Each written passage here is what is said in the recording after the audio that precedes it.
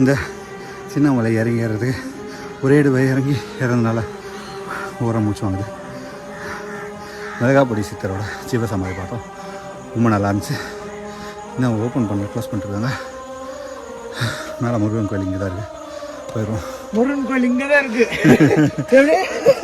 இங்கே தான் இருக்குது, வாங்க. இங்கே தான் இருக்கு முருகா. 2 கிலோமீட்டர்.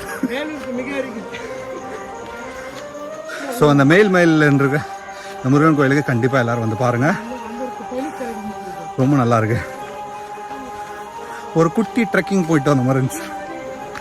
மலை ஏறி இறங்கினதில்ல, சாரி மலை இறங்கி ஏறினதில்ல.